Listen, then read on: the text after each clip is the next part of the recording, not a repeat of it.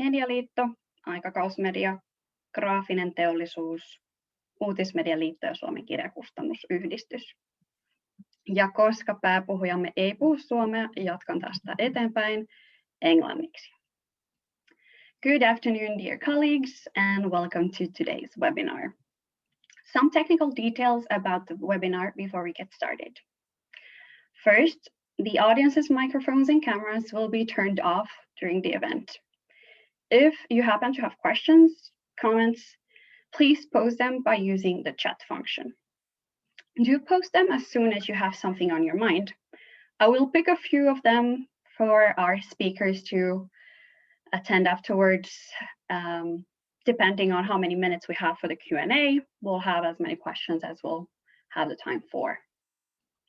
If you have problems with your Zoom connection, start by shutting down other software that you might be using in the background. And for information, the webinar will be recorded and it will be sent to all participants afterwards. We encourage you to tweet during the event by using the hashtag Mediapäivä, easily in Finnish. Since we were not able to meet in person at Mediapäivä, or also we can say Media Day, this January, as we were supposed to, we wanted to give you a hint of what you can expect in terms of themes and discussions that we could have with Jeff Jarvis next year at Media Day 22. We will start our seminar with today's keynote, which will be approximately 35 minutes, after which we'll have two experts sharing their thoughts on the topic. And the topic is, as you can see, it is in Finnish, but success factors of media and of course journalism in a digital environment. But without further ado, let me introduce you to our keynote speaker, who I see is also online. Jeff Jarvis, he's the Leonard Tao Professor of Journalism, Innovation, and Director of the Tao Knight Center for Entrepreneurial Journalism at the City University of New York's Craig Newmark Graduate School of Journalism. There, he created new degrees in entrepreneurial journalism, social journalism, and news innovation and leadership. He is the author of Geeks Bearing Gifts, Public Parts, What Would Google Do, and is co-host of the podcast This Week in Google. Jeff Jarvis, the stage is yours. Welcome to our seminar. Thank you so much. It's killing me that I'm not in Finland. I love visiting Finland, and I hope that indeed I can do it next year. And then maybe I can try to become a citizen and leave my insane country. So thank you very much for having me. I recognize that our markets and our cultures in Finland and the US in media are very different, but I have to go from my experience, and I'm going to talk about journalism from a view of how journalism failed America recently. I think we see a kind of perfect fire in which Trump, COVID, Black Lives Matter, and the business conspired to show us the weaknesses of journalism. So I want to talk about those weaknesses, and then I want to suggest some opportunities to rebuild journalism fundamentally. So first is Trump, QAnon in the US, AfD in Germany, Brexit in the UK. It's not just here that we're insane, but it pretty much is here. And what it indicates to me is that if Trump could get elected in the US, it shows how we have failed.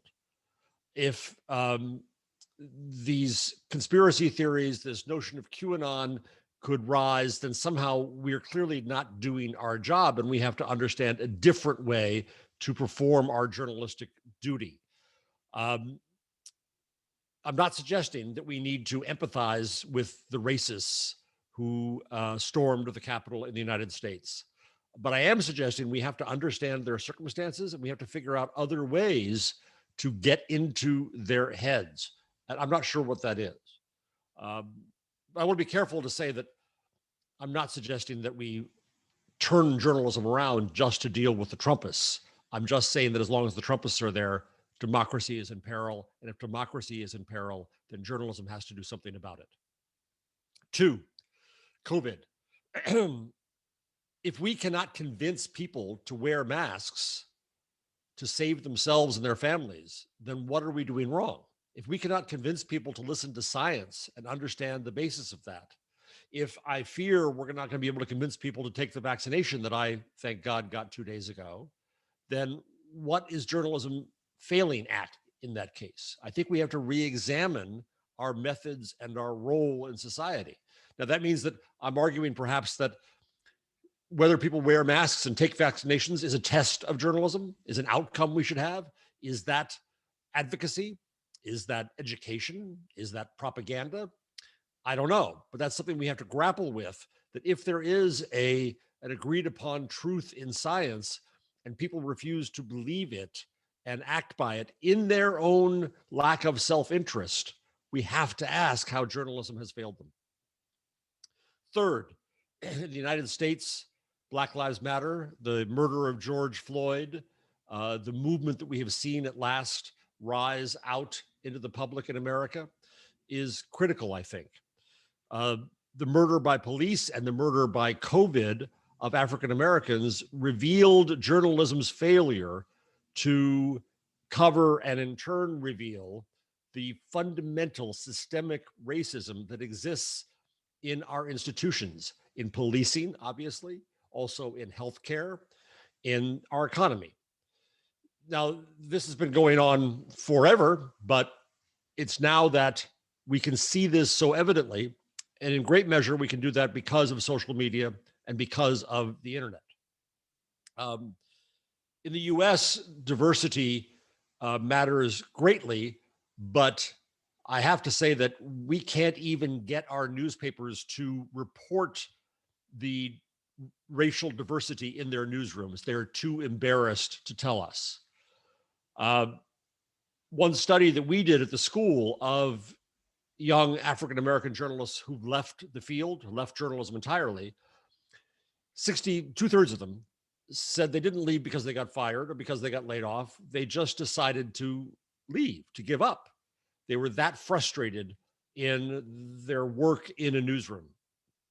We recently had a story, a bit of research come out from a researcher named Jordan Taylor, who looked back at early American newspapers and how early American publishers, including our beloved Benjamin Franklin, benefited from the slave trade, running ads for the sale of human beings. All of this is to say that journalism owes reparations to African American readers and citizens, and to Latino American readers and citizens, and to disabled Americans, and to LGBTQ Americans.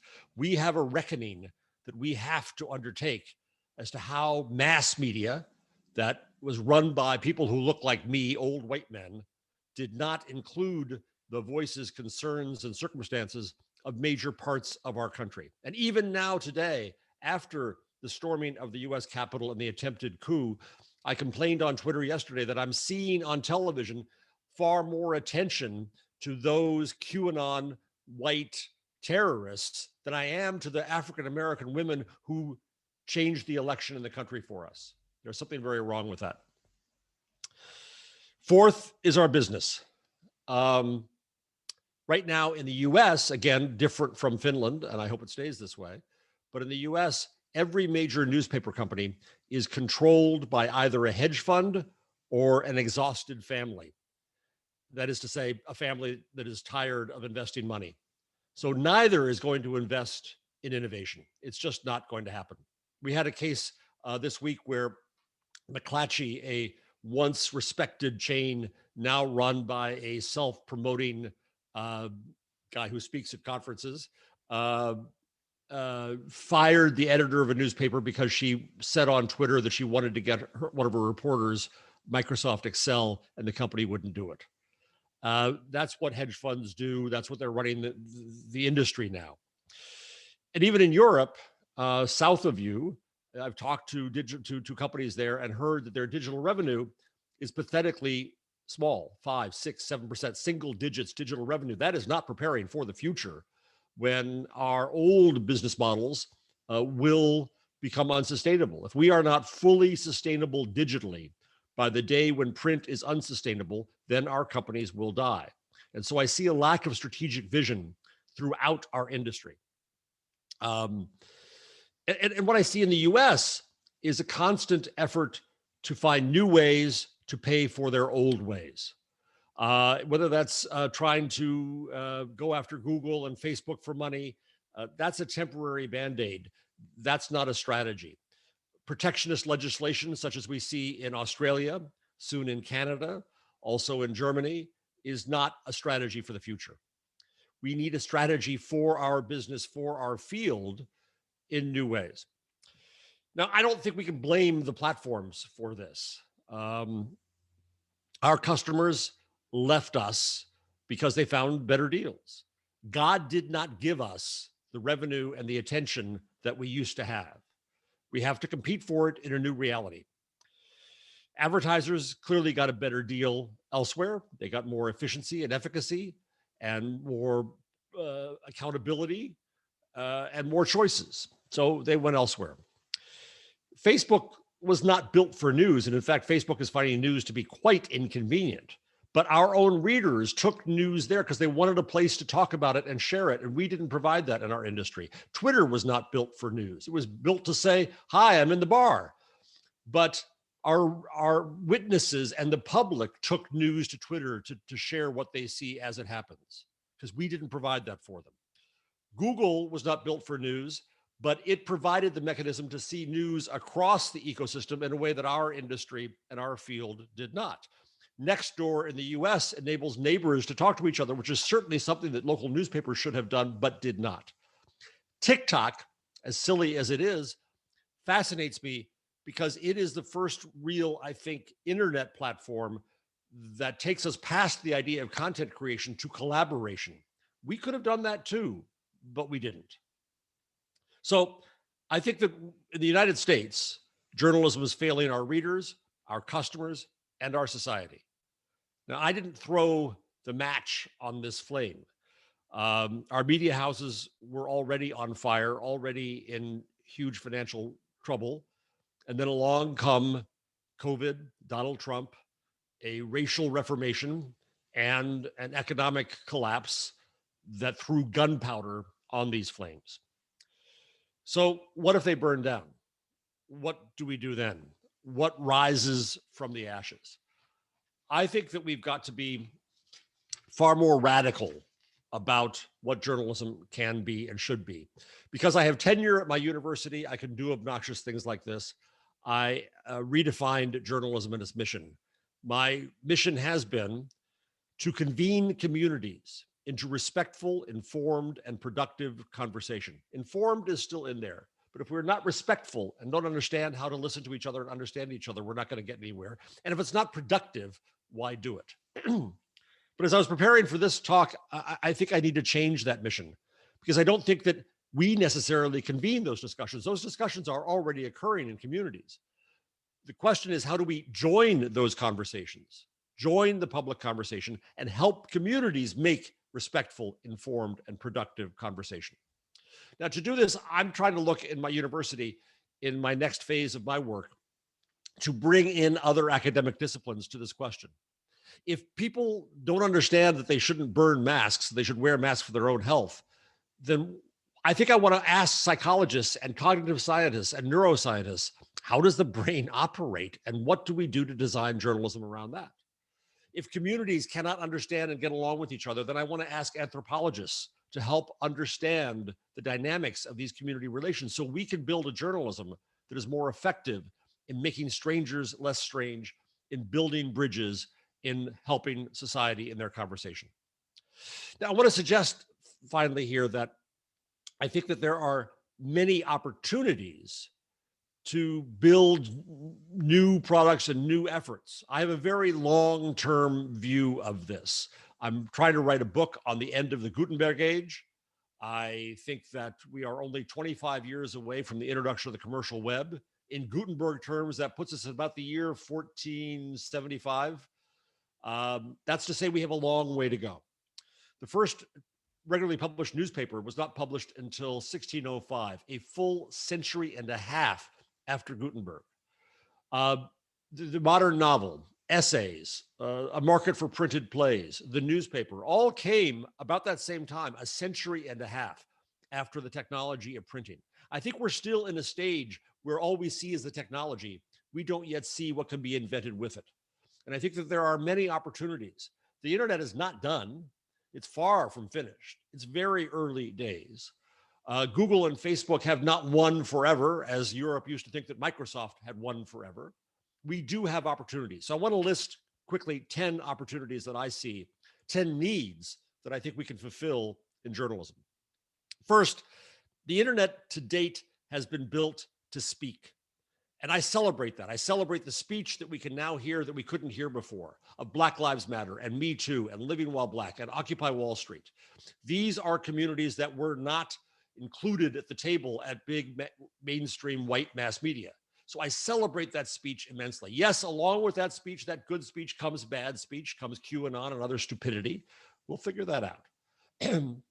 But having said that I celebrate this speech, I also think that the internet has not yet been built to listen.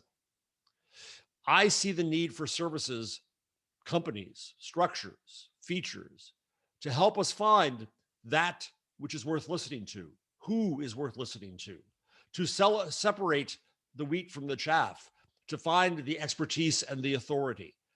In essence, that's what happened after Gutenberg invented the press, that it was a madhouse. There was a lot of junk printed, but we invented institutions to bring quality.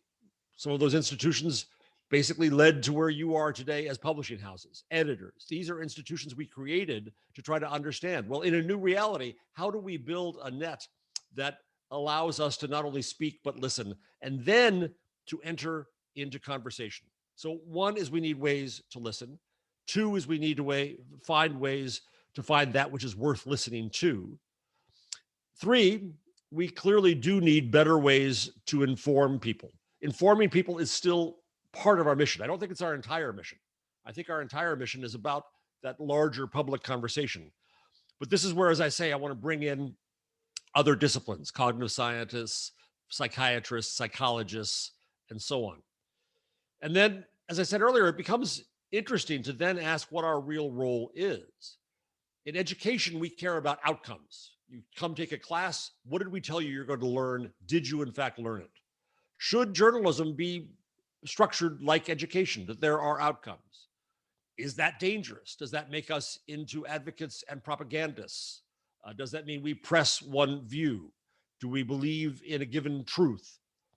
Again, I think that if we get down to something as simple as knowing that masks do indeed save lives, then I think, yes, it is our mission to figure out how to get that message across. 4, I think we need to inform people not just about information, but about each other. Dana Boyd, pardon me, is a brilliant research scientist in the US who has an organization called Data and Society, in which she argues that media literacy is potentially even a dangerous path to follow, because it convinces our young people to question absolutely everything they hear, including us. And she says that we are in what she calls an epistemological war. That is to say, if I don't like you, I don't like your facts, I don't trust your experts, you're elite, so are they, I'm just going to reject all that for the sake of rejecting it. Well, if that's the atmosphere that we have, what do? Dana says that in that case, we have to start informing people about each other. We have to be better at informing people about the circumstances of others in society so they can at least understand, if not empathize with them, so we can at least start to try to build bridges.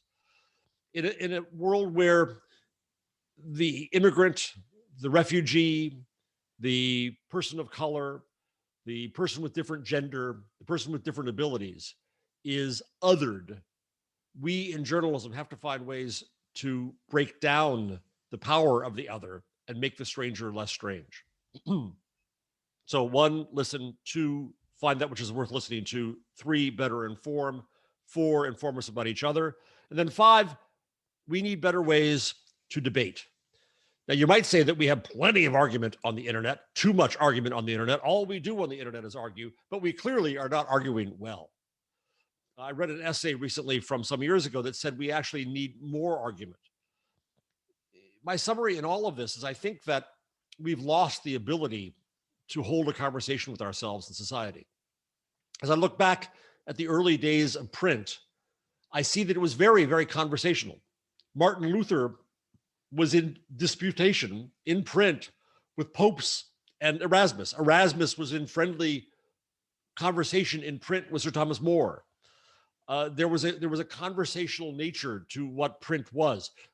Some of the first novels from Richardson were epistolary letters to each other.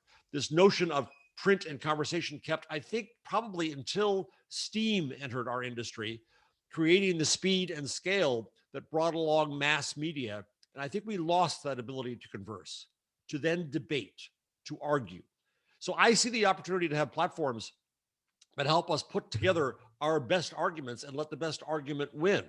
Not in the way that television in the US does, which just says fight with each other, but instead that says, let's be productive and get somewhere.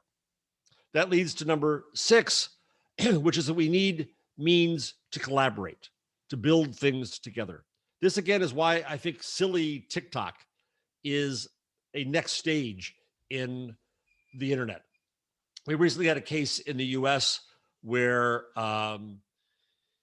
people were fans of Ratatouille, the Disney movie, and somebody put up a theme song for one of the characters in it on TikTok, and it inspired other people to create other complete songs, to create scripts, to create choreography, makeup, plot, all kinds of things. And that it led to the creation, pretty miraculously with Disney's cooperation, of Ratatouille, the online musical, and it raised, I think, $2 million for now unemployed actors in the US. Now, that's a silly example. It's not exactly high art, but it does show how people want to contribute when given the opportunity to. They want to collaborate if we give them the mechanism to do so. We haven't done that in news. Number 7, death to the mass. I think what the internet really does is kill the mass media business model. We know that all too well. With it, mass media, and with it, the very idea of the mass.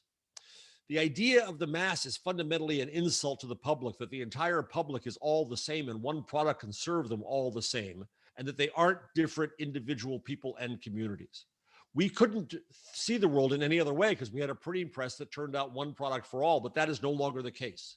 So now we have to see people as individuals and members of communities.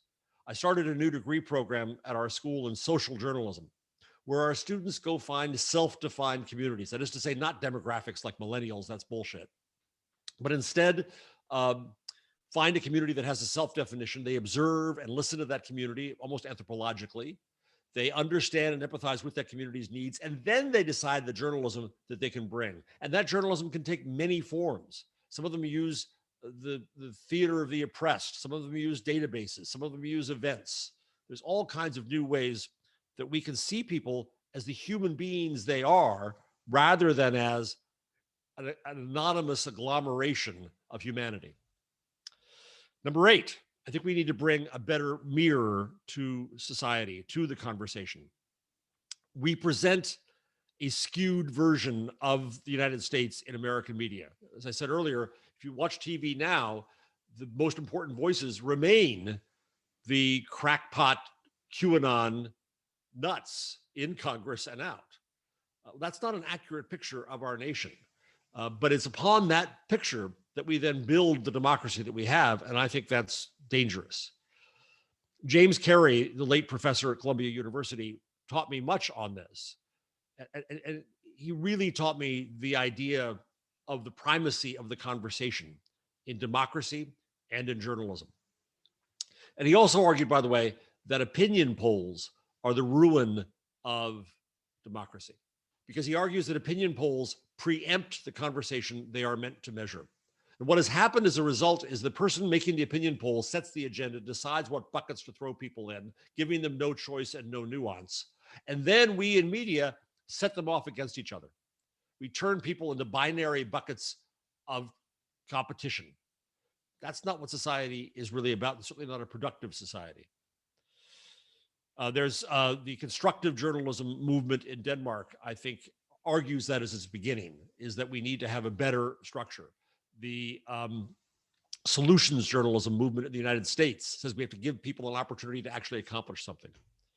Number 9, I think we have to store and organize and analyze data. I think that's going to be key to where we go. We need to reinvent the notion of the library. We need to reinvent how we take together all of our information together and not just turn it out into narratives. And number 10, we have to build a human rather than an institutional voice. What we see in the US is the trust in news and media has been falling since the 1970s. And I think people have shown that they do not trust the institutional voice. Every institution in this time of great change is challenged, and an institution has to find a way to rethink what it is and who it is. I think we in media tended to think that it was our brand and our institutional voice of journalism that was credibility. But now I think we see online that it is the human connections people have with each other that brings more credibility. So we've got to learn that. So those are my 10 ways: to listen, to find that which is worth listening to better inform, to inform people about each other, to better means to debate, better means to collaborate, seeing people as individuals and communities, not the mass, providing a better mirror to society, organizing our data for ourselves, and building a human voice. Let me end with this. In the pandemic, I saw early on, almost a year ago now, that the problem I didn't think was going to be primarily misinformation and disinformation. We've been concentrating on that almost exclusively in the US because of Trump, because of where we are. But I thought that instead, the challenge was not disinformation, but ignorance. We didn't know enough about the disease. No one did. And so we know what the cure to ignorance is. It's expertise. And I think it's our job to amplify expertise rather than amplify misinformation. So I set about creating a Twitter COVID list. If you go to bit.ly/COVID Twitter list, you'll find my list of more than 600 epidemiologists, virologists, geneticists, biologists, frontline doctors, public health experts, and so on. It has been invaluable to me to hear directly from the voices of the experts.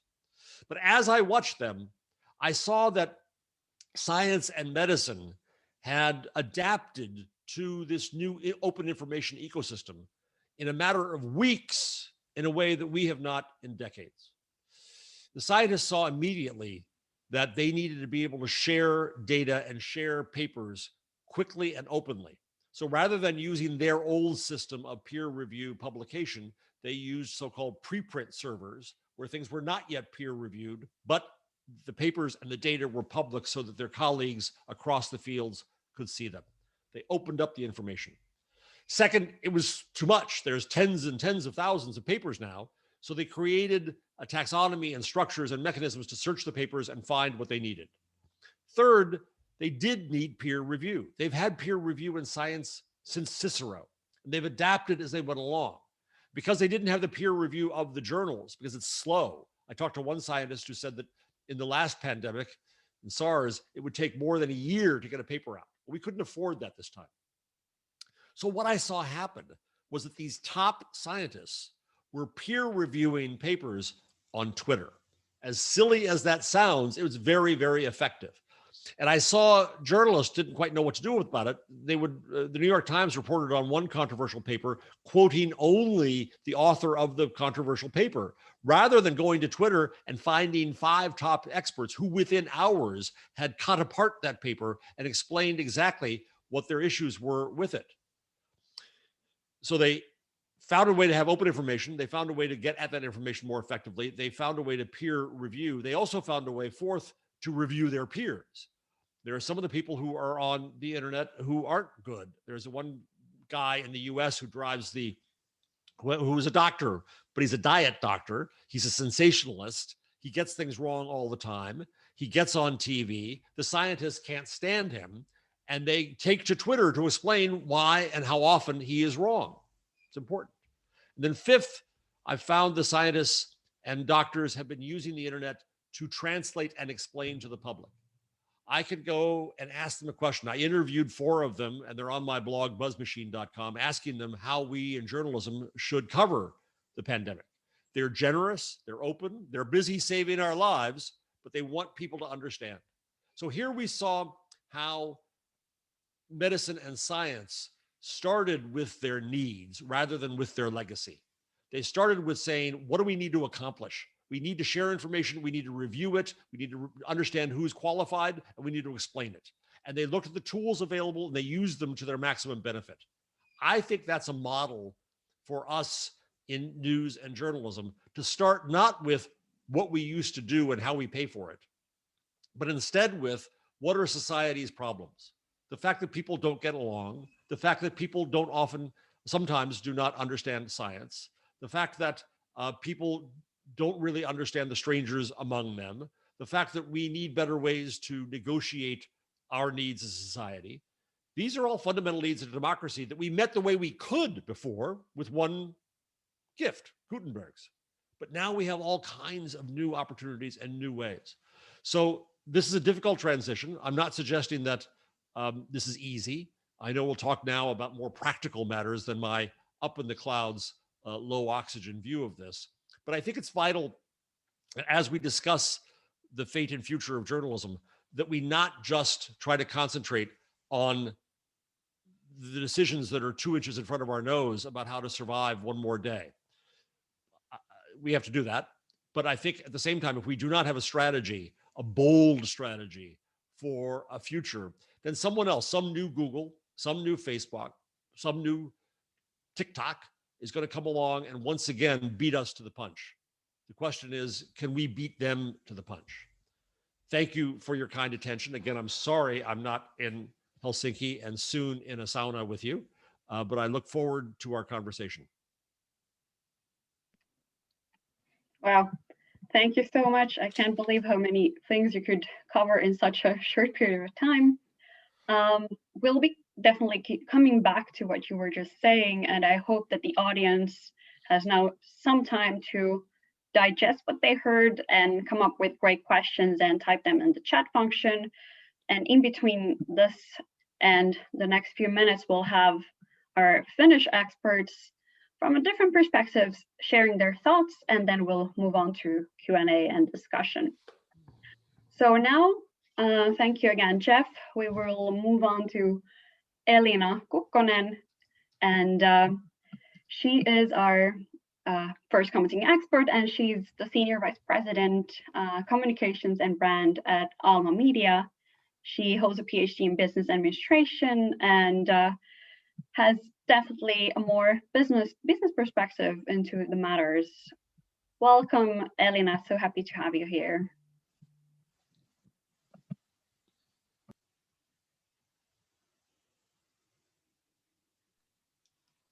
Hello, can you hear me? Yes, good. Yes. Yes, perfect. Thank you, Jeff. It was so interesting and inspiring hearing you and trying to digest all the multiple thoughts that you gave us. Obviously, according to your description of the US market, it seems that the traditional media and journalism is in even deeper crisis than we probably consider here outside the US market. I'm lucky to say that we actually in a better situation in Finland. We still have a free and independent media here, and we cherish the journalism that we produce every day.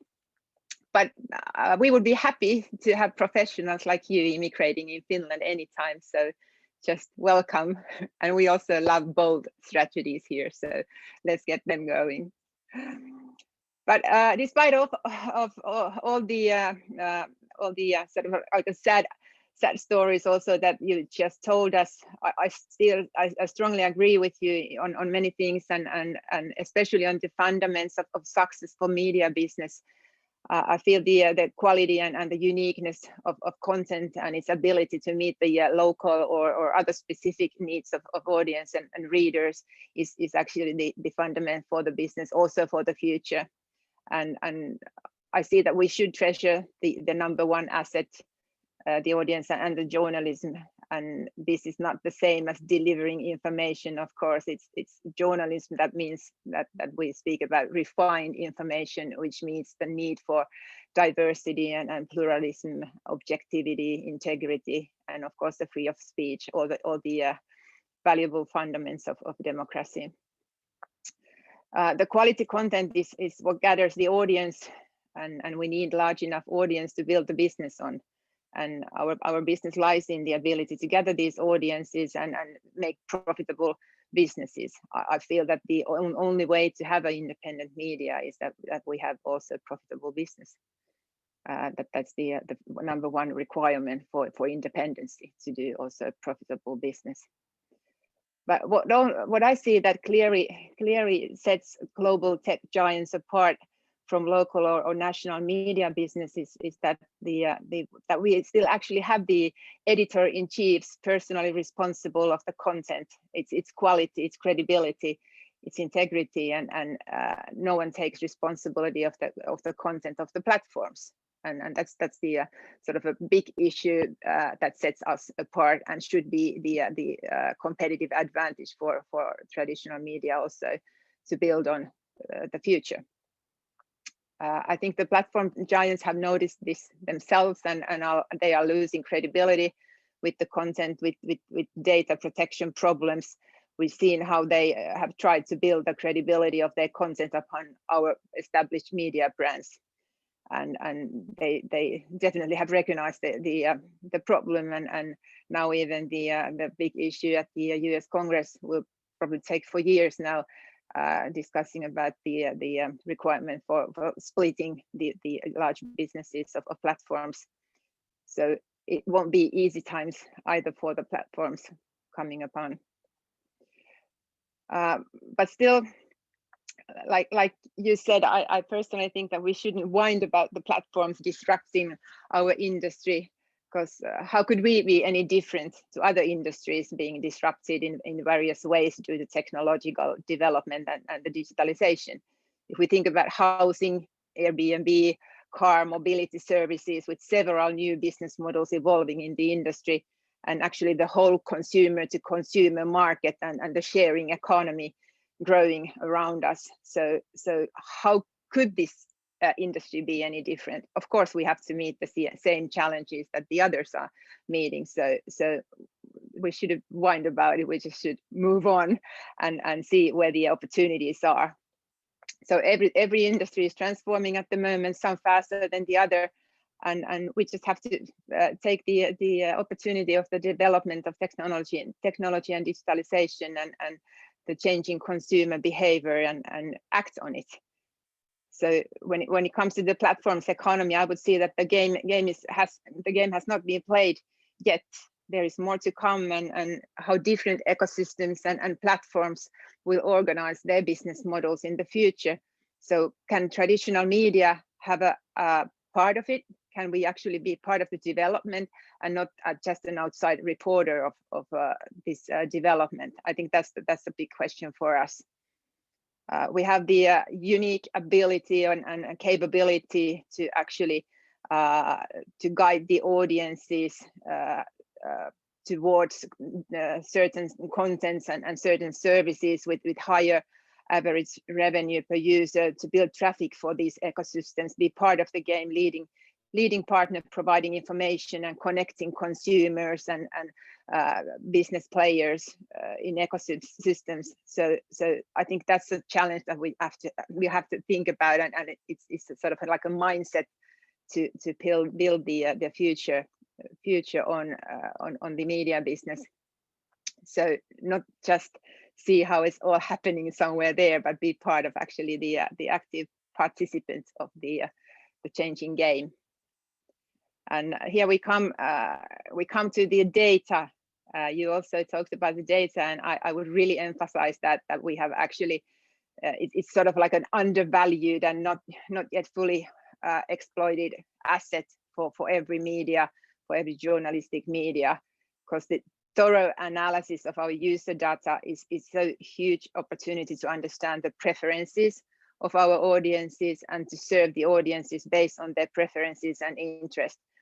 So of course it requires like making choices in expertise when we produce content, and asking ourselves that where can we be special and how can we actually meet the needs and expectations of these certain communities or certain customer groups or certain audiences?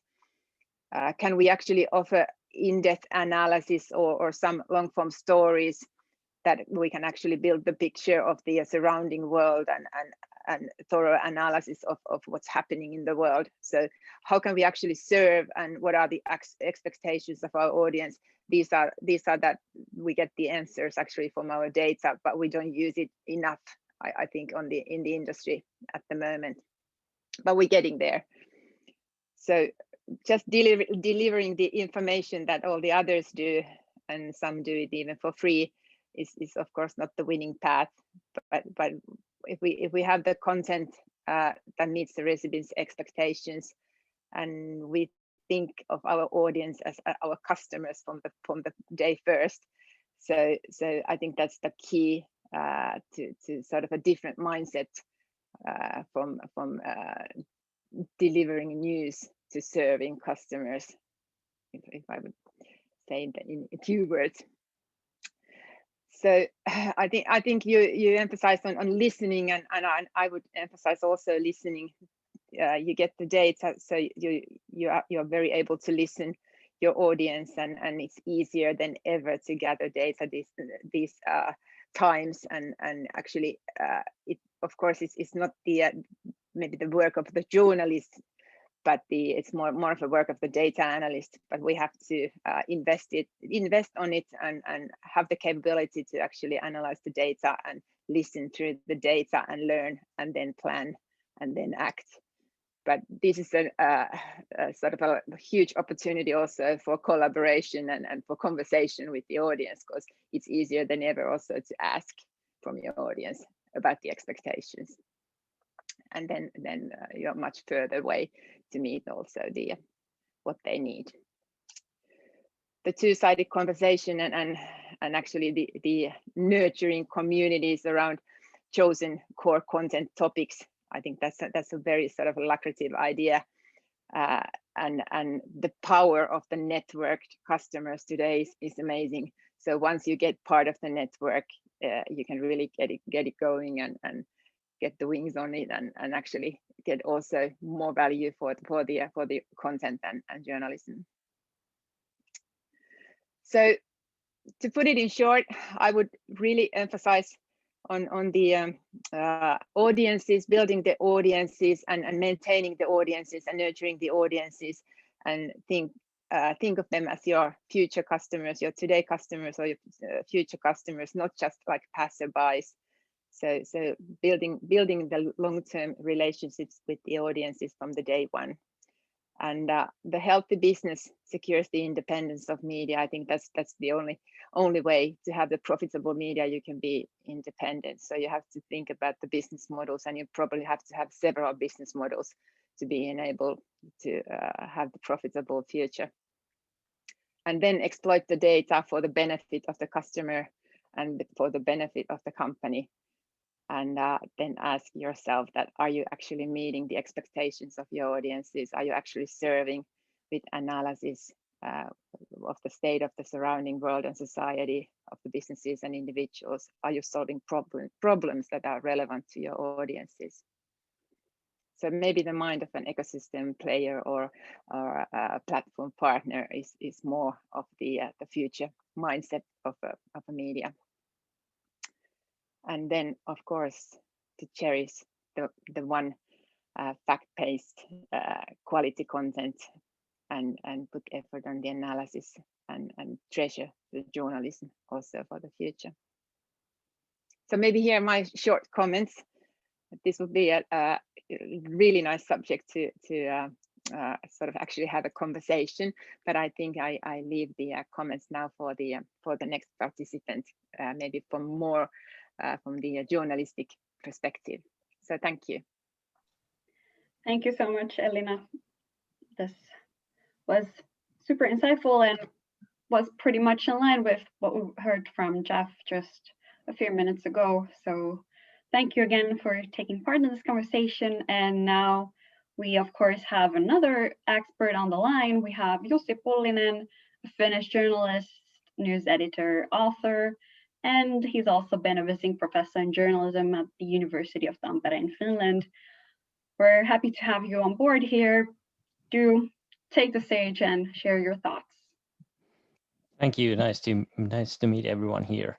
I have three themes that I want to touch upon, as perhaps on Jeff's speech and a little bit on Elina's as well. The first one is representation, and Jeff talked a lot about that. It's a factor in the BLM movement in the United States for sure. I do think that it's a factor in QAnon as well, and the right-wing movements. It's most definitely a factor in the populist movements of Europe, like the Yellow Vest movement in France, or even Brexit movement in Britain, or in our own country as well. So I think representation is often mixed with freedom of speech, and they are sort of people are talking about representations when they think that they are talking about freedom of speech. So it's about the people you see in the media, and I understand that in the United States, race is much more of a topic than in Europe. It should be a topic here as well. But one of the key things to think about here around representation is class. We don't talk about class that much anymore, at least not in Europe. We used to in decades past, but not anymore. So who is sort of portrayed as the typical citizen in the media or in the news media is a question that we should all think about a lot. And I do think that a lot of the cultural tensions that are visible around Trumpism and around populism, both in the United States and Europe, are actually centered around representation. The fact that people don't see themselves in the media. And this is certainly a problem for journalism, but it's also a problem and something to think about for the media more generally, entertainment, for example, and so forth. So it's a factor that actually talk about that much, who gets to speak and who doesn't. Then about representation, Jeff touched on the fact that we need to be more diverse, and that most certainly is true. But that got me thinking about the platforms versus the media. It's the conversation here is often portrayed in a very black and white manner. So so that everyone should be able to speak on Twitter and on Facebook, for example, or the white guy. And there's sort of like there's nothing in between, but sort of I think we should be creating spaces in between where sort of some people and more people and a more diverse set of people can speak in a space that's sort of a safe space for productive disagreement for a lot more people, but maybe not for like everyone all the time, at least. I think so. I think this is a key difference that's not seen or talked about often, that there isn't a dichotomy between just everyone speaking at the same time all the time, which is Twitter, or just a few people speaking sometimes, which is the media. There's something in between that we are currently not doing right. And the last thing about representations from Jeff's presentation is you talked about individuals, and that got me thinking about analytics in the media. The product development around analytics tools for journalists sort of stopped 5 years ago. Chartbeat sort of won the game. It's the standard tool used in most newsrooms these days, and it measures the time spent on each story. But you don't get much more intelligent insights besides that in many newsrooms. And I wonder if there might be a way to build analytics tools for journalists that do take the individual and their cultural context into account, because that would be really useful for journalists. and sort of produce insights that would be more nuanced and more useful in many cases than just the cold numbers of whether there were a lot of readers or just a few readers. So I think a more limited amount of data here might also be a way forward. So the other point I had was about conventions and the ways we work in the media. Jeff touched a lot on those. You wondered if we would be able to produce a better mirror or build better conversations. And that's a really good question. The discussion here, the way I see it, sort of also 10 years ago, we were talking a lot about journalism startups. And I know you were also involved in that discussion to a big degree. But those startups sort of, well, I don't know if they fail, but I don't think that they actually achieved what they set out to do very well. And the problem there was that many of those actually tried to produce features for media companies. They were sort of building a better discussion board, or they were building a better tool to use AI in stories, or they just had one feature. That's a very deterministic and technological way of looking at journalism. So the startup wave sort of failed. So then came another wave that's, I think, a lot of journalists would cheer, which is about doing more of what we do now, but just better, like doing better journalism, doing more journalism, going even deeper into the issues around Trumpism, for example, or going sort of pushing journalism to the people that don't have it now. I don't know if that's the answer either. I don't think so. Again, it's somewhere in between. But the space in between is a very interesting one, because I think that now it's also a space for journalistic innovation and sort of innovations within the conventions that we already use. They can be types of stories or changes in narrative or stories or content that actually invites more people in, the way I discussed before. A new convention don't actually need big tech investment to do that, and I think that's a direction the journalists should remember, that we can actually do stories in a different way in the framework that we already have. We don't need tech to do that. They are cultural innovations and stuff that we are trained to do. So I think that's very, very important. I don't know if the safe space for productive disagreement might be found in a newspaper story, maybe, but it also might be something else, like a new sort of community on a newspaper website or something, using the tools that we already have.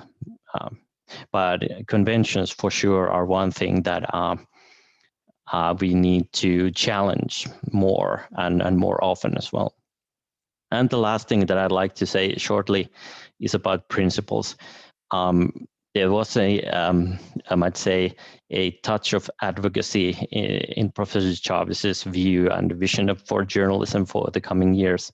As a journalist, I do have to say that that there's also a reason that the freedom of speech is a right, and the Mike Anthony, and an academic in the United States, has spoken a lot about how we should evaluate freedom of speech by the fact of what kind of audiences it produces. So if our current system of media produces audiences that are in constant disagreement and are not productive, so we are not doing freedom of speech right.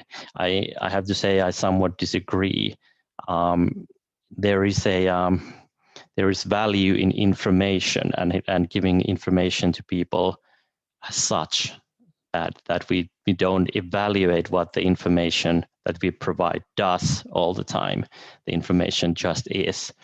But this is a more a question of principle and what freedom of speech is. But I do think that we have to be careful when we frame the media as having a mission or having to accomplish something. It is a part of what media does, but it's not the only thing that media does. Those are my comments. Thank you.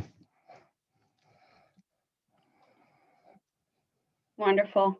Thank you, Jussi. Again, a lot of things in a very short time. I think before going into the Q&A, which we do have a lot of questions lined up, I'd love for Jeff Jarvis to comment on the comments he just received and kind of open up the discussion at the same time. I'm sure you have a lot of thoughts on your mind right now. First, thank you for this format. Here I talk about having conversations and I lecture out. I'm delighted to have the conversation, and Elina and Jussi have a lot of important things to think about. Let me just say a few things quickly, and because I want to get to the room as a whole as well. Elina, I have all these things I agree with you about. I love that you talk about an ecosystem rather than thinking just about a company. I certainly agree we have to have a profitable industry. That's the only way to be independent, and I agree with that. I think that this idea of moving from delivering news to serving customers, I constantly argue that we're not in the content business, we're in the service business. So I put all that together, and I think we agree very much. I would say just two things. One is that our starting point is usually you said we have quality content to gather an audience. And Jussi, you kind of talked about that too. I think one thing we have to do with our heads is turn it around and rather than start with our content, start with the public conversation. Right? Google and Facebook don't create anything. They start with what exists and what people are saying, and they figure out how to add value to that. Not enough value, but they try to add it. How do we similarly start with the public conversation rather than with our own content? It's very hard to get our students to think that way because they've been trained to come up with a story idea people want to read. And instead we tell them, no, listen to what the community needs, bring us evidence of that, figure out how we can meet that need. And I think that goes into your point too about data. Both you and Jussi is that it's not just the data about how they use what we give them. It's the understanding of their own voices and their own needs. And we get that through relationships and conversations. So I'm just arguing here to kind of turn around our relationship. And we had to start with us because we had the printing press and we had the typewriter and we figured out how to do that. Now we can start with the public because we have new ways to listen that we never had before. And I'm glad that you and I agree that listening is a key skill. Jussi, I loved your three pillars to your discussion. And I think you're right that representation is a great framing. It's one we tend to use in the US. We tend to use diversity and equity, but I think representation in and about media is exactly right. I love your notion of the safe space for productive disagreement. I think that's pardon me, it's a mission, I think, of what we can do. And you're quite right that this gets us quickly into freedom of expression, which I'll get back to in 1 second, which I think is the key question here. On the startups, yes, I agree that I think that one of the reasons they failed was because they did start features, and that comes out of still seeing the technology first and foremost. When I mentioned before that the newspaper didn't start until 1605, and the modern novel, and Montaigne's essays, and the market for printed plays, I think that was because before that, all people saw was the technology of print. And then at some point, it became boring. We all know how to do this. There were manuals about how to print. Printing was now obvious. So then people said, well, what can I do with this that I wouldn't have done before? I think we still see the technology for the technology's sake, and we have to move past that. I agree about the issues of principles, and we have a big debate happening in the US right now about objectivity. There's an excellent op-ed in the New York Times I would recommend by Wesley Lowery, who argues that the notion of objectivity in the United States is fundamentally racist because it was old white men who look like me who decided what was objective and what was biased. And so an African-American journalist, which Wesley Lowery is told you can't cover that because you're Black, because you have a bias, whereas a white journalist is never told you can't cover that because you're white, you have a white bias. And so this notion of objectivity has taken on the structural racism of journalism in America, and it's something we've got to put a mirror to ourselves on and understand. So I agree that there is caution here about advocacy, though I think we've always advocated for the little guy. We've always advocated for justice. We've always advocated for equity. And the question that I'm asking, the same as you are, is where's that line? Freedom of expression, I saw there was a question about this as well. I think we see today, I'm an American. I believe in the First Amendment. I believe in our Section 230. I believe that more speech is generally better than less speech. I think the problem now is we've concentrated on the bad speech. We've got to find the mechanisms to concentrate on and amplify the good speech. That's what I try to do in COVID. That's what I think Black Lives Matter does. That's where I think that we change our emphasis. Right now, we're still thinking like editors. We've got to edit all this crap. Somebody's still bad on the internet. I can't go to bed until it's over, as one cartoon said. That's not going to get us anywhere. We'll never win that way. If instead we value the public conversation and find that which is valuable in it and amplify that and help improve that, we're going to have a better future. Let me just finish with one thing. There's a company called Spaceship Media that I quite like that I would recommend you look at. And it does what I say journalism should do, to convene communities into respectful, informed, and productive conversation. Spaceship brings together people who disagree. When they started, their first thing 4 years ago was Trump voters and Clinton voters. And they found 50 women who voted for each. Journalist talks to them. They threw them into a Facebook group. First day, it was fine. Second day, it went to hell the way our conversations do today. But then magic occurred. Because the journalist had developed a relationship with these people, even though, slight, the members of the communities came to the journalist and said, we're getting in trouble over here. Can you help us out? Can you look up some stuff for us? Which is to say that they valued an informed conversation. They wanted facts, and they trusted the journalist to get them. The heavens opened and the angels sang. Because that is how I think journalism ought to operate. That you start with the public conversation. You see what that conversation needs. We then add value to that in the effort of trying to improve and make it more safe and productive. So I'm sure there's 100 more things that I could say, and again, I would love to have this in conversation over beer, but now we have it over Zoom, and I'm eager to get to some of the things that the full room has said. Thank you again. I think even Jussi and Elina might want to share their thoughts on that. If you do it right away, and definitely have your cameras open, because I do want every one of you to take part in the conversation that will follow from these questions. In the meantime, if Jussi or Elina are not feeling like actually addressing what you just said, I'll go for the first question. So Rosie was saying that she, of course, valued your insights, and I think this is first and foremost to Jeff, but I'm sure Jussi and Elina can also address this. So speaking of the lack of strategic vision in our media industry, do you have a theory about why this lack exists? Personally, she thinks that she's noticed that we usually in media go for the Swiss Army knife solutions to pretty much everything. We try to be media outlets, also tech companies, and we simply want too much. So what do you think?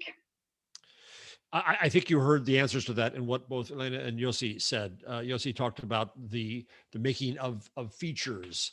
Elina also talked about the need to have multiple business models. It's exhausting. We're going to need multiple revenue streams, which means multiple skills we never had before.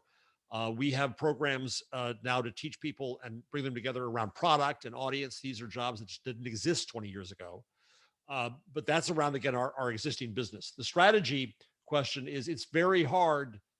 I had an editor in a newspaper say to me, our house is on fire, and Jarvis is here, and he wants us to build a new house, but he doesn't really even have blueprints yet.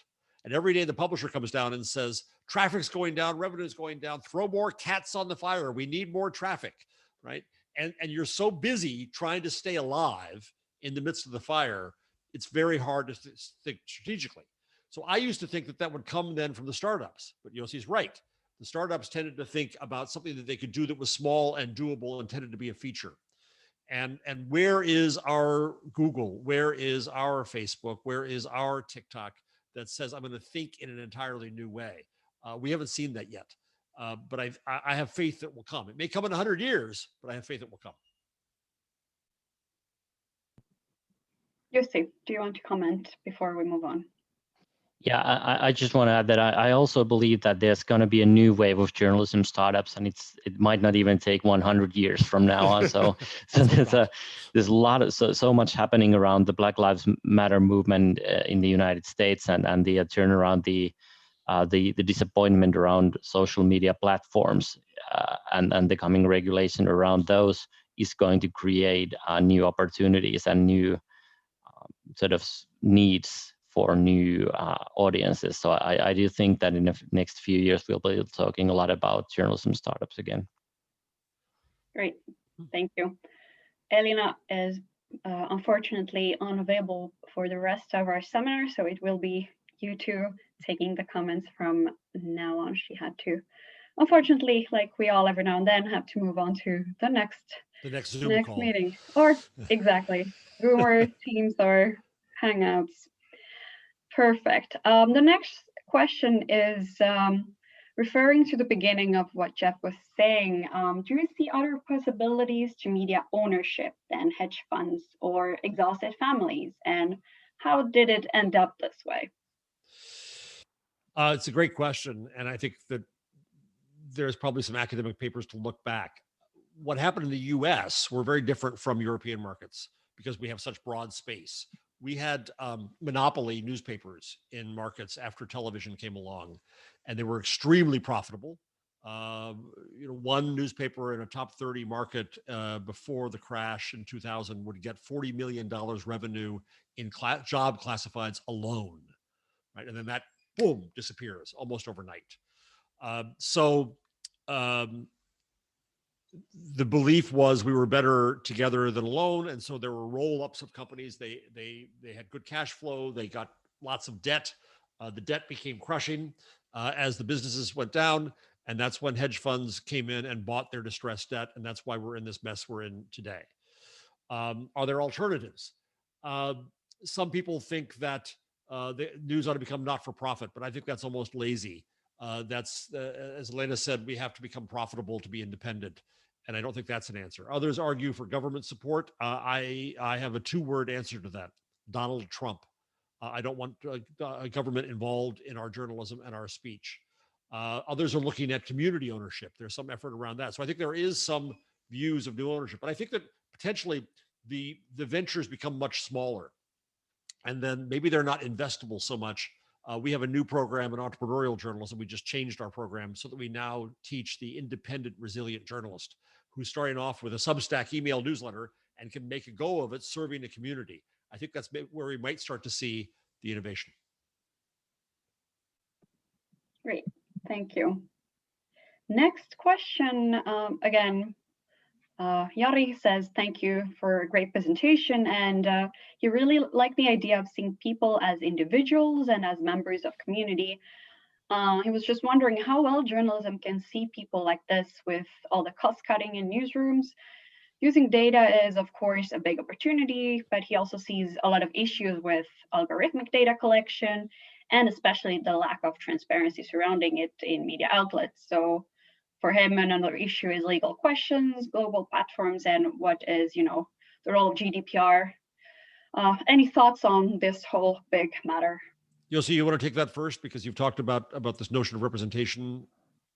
Yeah, I can comment on the, for example, the analytics and seeing people as individuals. So I think when we've moved from hearing from sort of focus groups and having readers come to the newsroom and give feedback that we used to do more even here in Finland in the past. So I think we've lost something. The numbers don't sort of tell the stories and disappointments and the great feelings that our stories provoking people in that sense. So I think better tools are needed there.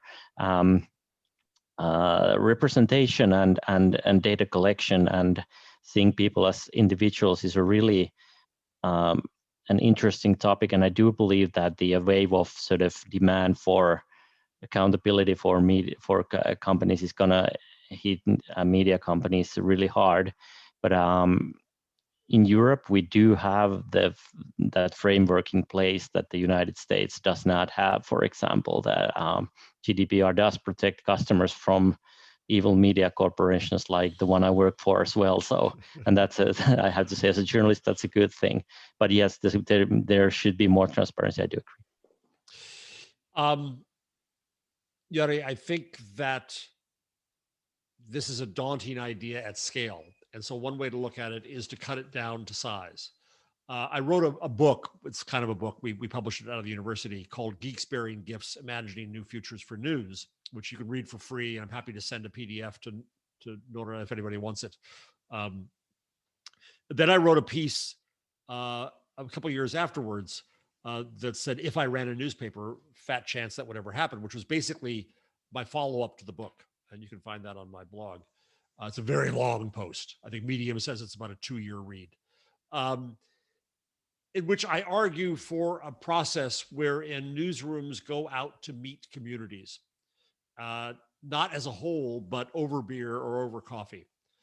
And to imagine communities, as we do with our students, that are self-defined, not millennials, but people with diabetes, or people caring for their parents, or people who've survived cancer, and so on and so on. And don't go to them with a product idea, but have them talk among themselves and listen to them about how they share information now, what their needs are now, what their frustrations are now, where do they go now, what works for them, what doesn't work for them, what do they wish existed, and let that inspire you to come up with new ideas. Now, the next thing I hear when I propose this is that doesn't scale, but I think the skill scales. I think once you learn how to serve a community in that way, you can serve one and the next and the next and the next. And the community will often share information with each other. I work with a brilliant young woman here at the university who started a community of practice for long haul COVID survivors, people who've had it for a long time. She started, I forget what platform she used, but she outgrew each platform. Now it's on Slack. It has about 15,000 people in it. And most of that is them sharing their own information. But she again sees when they need things, a guest to come in, an expert to come in, an answer to a question that's been asked before. You can take the conversation that exists and add to it. And so it becomes efficient in a new way. And if you can deal with it with that, you can deal with it with cancer survivors and so on, or parents or other communities. So I think we have to start looking at this instead on a community basis. And then to the GDPR question, what I hope becomes beautiful about this structure is that it becomes a permission-based structure. If I come and use your product for parents, I'm telling you I'm a parent, right? And by that, you have data on me that you can use yourself. It's first-party data that you can show me different ads, show me different commerce, show me different content, send me a different newsletter, because you know that I'm a parent and I gave you permission to know that, because I got value back. I went to your thing for parents. And so I think that that's the kind of exchange that we need to figure out how to build. And I might say that because we are in Europe and we are in Finland, that the difference between the United States and us is that we do have very strong public broadcasters here, yes, who are very well funded, and that the stuff Jeff is talking about here is really wise and much needed. But I'm just left wondering if there's a role to play for public broadcasting or media in that space here as well, because they do have I think more chances to also experiment in this area in a non-commercial way as well. So I think that's a really good point. And I've spoken with public broadcasters and their conventions in Sweden and Denmark and the UK. And what I argue to the public broadcasters is that they should see themselves as a platform for private media as well. That they should create the experimentation that you can't afford to create. Now, of course, that's difficult politically, I understand, but still, if they were given that permission to innovate and to fail, that they share content, they share insight, they share technology, they create things that they share traffic with to quality media. I think that the notion of public media can change. Again, the United States, I don't want that because of the same two words I said before, Donald Trump. It would be very dangerous here. But you have well-established systems in Europe. And I think that what I saw happen in Germany is that the publishers fought ZDF and ARD to keep them from innovating online because they'd be competitive. I think that's the exact wrong way to go. You should fight for them to innovate, but share it in an open way with the private companies. Great. I think we could continue on that discussion for a long time, but again, minutes are going forward so quickly that I want to jump into the next question, which is from Paavo. He was wondering, what are the opportunities you see for media to build constructive approaches as opposed to polarized ones and actually monetize on such models? He continues and says, as we know, polarizing and sometimes fake content is disseminated more effectively. So how can we scale up media which builds unity, which is obviously a political question, but the floor is yours again. Pavel, that's a great question, and it's an important one. We could spend hours on this as well. Let me go off on a slight tangent for just 1 second. I recently reread Hannah Arendt's Origins of Totalitarianism to try to understand our situation in the US a little better. And I was fascinated in there and I wrote a long blog post about this you can find on my blog Buzz Machine. Not for me, but for the quotes from her. And she said that one characteristic of a totalitarian regime of this polarized society is that people at the extremes give up their daily concerns, instead take on abstract concerns. So in the United States terms, we have people who will tell the pollsters that the most important things in their lives are guns and abortion. I don't believe for a second that those are the most important things in their lives. I believe the most important things in their lives are the health and welfare of their families. But media presented a vision that wanted to find that area for disagreement and amplify that. How do we start again from people's everyday lives and everyday concerns? It's in our nature, it's in our history to do that. I think we lost some of that in the United States along the way.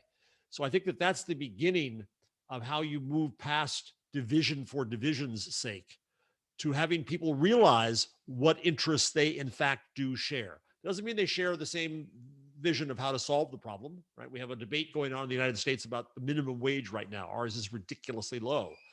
And the Democrats are now in power. They're going to try to raise it. And the Republicans will fight that. And fine, we will have the kind of debate you should have in a society about the impact of that. We should bring in researchers who understand the differences and figure that out. That's an okay debate to have. But having a debate about guns is a rather sick debate to have we have in this country.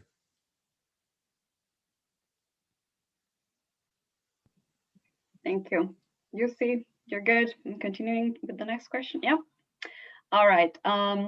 Then Robert was saying that Elina mentioned that all the other businesses are facing also disruption and challenges because of the internet and the digital age, which is of course true.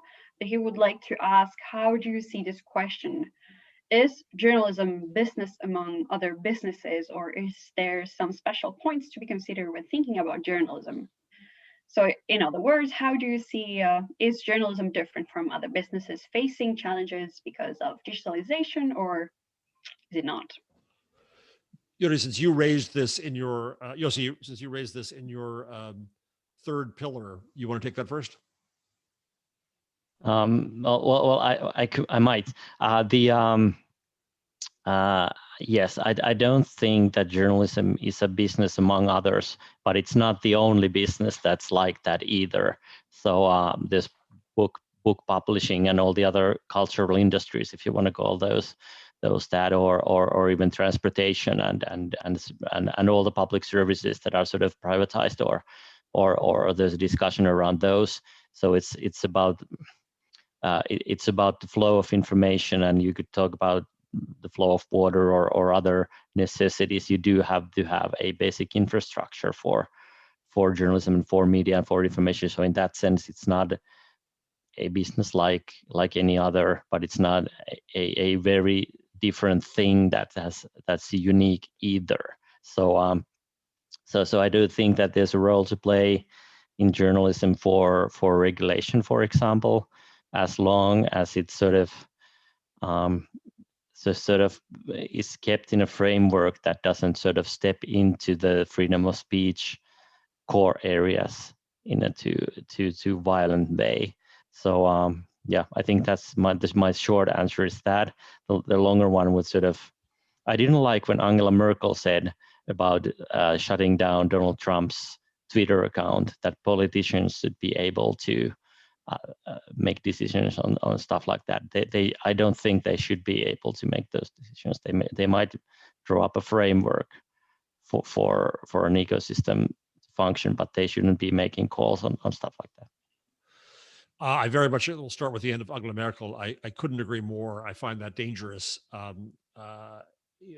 At the extreme, Poland has legislation going through which would require the platforms to keep up all legal speech and make no choices about it. We know where that ends. That ends with Parler and a complete fucking mess. Compelled speech is not free speech. If you are forced, I can't imagine the idea that someone would march into the editor's office at Sanomat and say, you must carry this. You must carry these words of the president of the country. That would be offensive in the extreme, but that's what they're talking about in essence here. Now, I don't believe that the platforms are media. I think there's something new. And I think if we keep on looking at it as media and thinking they should be edited, that's part of the mistake. They are a place where people converse. As I like to say, Twitter is not the New York Times, it's Times Square. And at Times Square, before the pandemic, you'd find lots of people, some of them smart, some of them stupid, some of them right, some of them wrong. That's just what society is. So now back to the question, are we a business among businesses? I think I agree, we're both. If we don't survive as a business, then where are we, right? And people keep on saying kind of, you'll miss us when we're gone. What about journalism's survival? I think that we have to see that journalism's survival and independence depends upon its profitability all in all. And so in that sense, it's a business among businesses. It's got to have value with consumers. It has to have value with whoever brings the money in. It has to figure out how to do that. However, yes, we are also a business of principle. We have standards and principles that others don't have. There's a danger there in that we get carried away with that. We think we're so special that people will just give us money because we're special. Well, only your mother is going to do that. A marketplace doesn't do that. And a marketplace is harsh and difficult, but it forces us to bring value into it. And I think that's not a bad thing. So we're a different kind of business, but we're still a business. Great. Thank you. I'm so sorry to have to say this, but I think that will have to be our last question. We do need to wrap up. Thank you all, especially Jeff, talking all the way from the US. Morning time for you. I think for our windows in Finland, everyone is seeing darkness coming again.